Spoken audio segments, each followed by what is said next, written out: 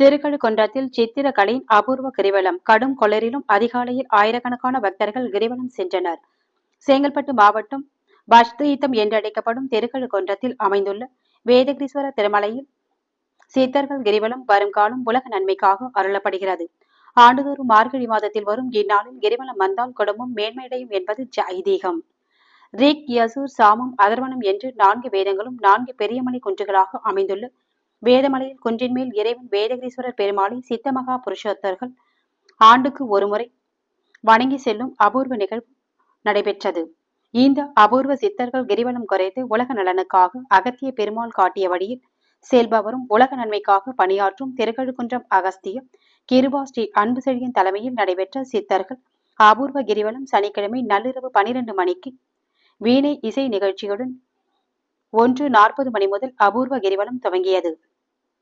வேதகிரீஸ்வரின் பெருமைகள் குறைத்து அகத்திய கிருபா ஸ்ரீ அன்பு செழியன் அருளுரை வழங்கினார்.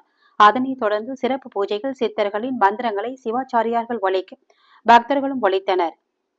1:47 மணிக்கு மகா தீப ஆராதனையுடன் சித்தர்களின் அபூர்வ கிரிவலம் நடைபெற்றது. இந்த அபூர்வ கிரிவலத்தில் செங்கல்பட்டு, திருக்கழுக்குன்றம், மாமல்லபுரம், திருப்போரூர், கொடுவாஞ்சேரி, தாம்பரம், சென்னை உள்ளிட்ட பல்வேறு ஊர்களிலிருந்து ஆண்கள், பெண்கள், குழந்தைகள் என ஆயிரக்கணக்கான பக்தர்கள் கலந்து கொண்டு மௌனமாக கிரிவலம் வந்தனர்.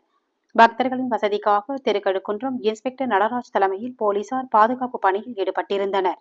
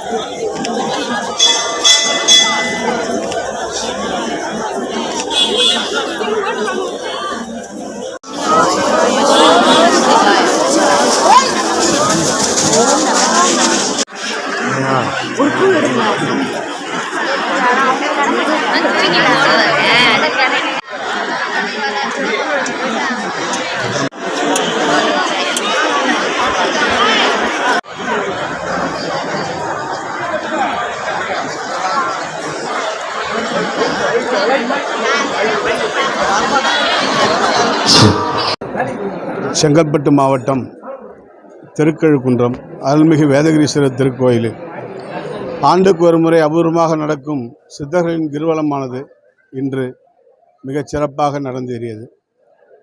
மலையில் இருக்கின்ற சித்தகணங்கள் எல்லாம் ஆண்டில் ஒரு முறை சூட்சமாக வந்து வேதகிரீஸ்வரர் பெருமானை வணங்கி கிரிவலம் செய்வதாக ஐதீகம்.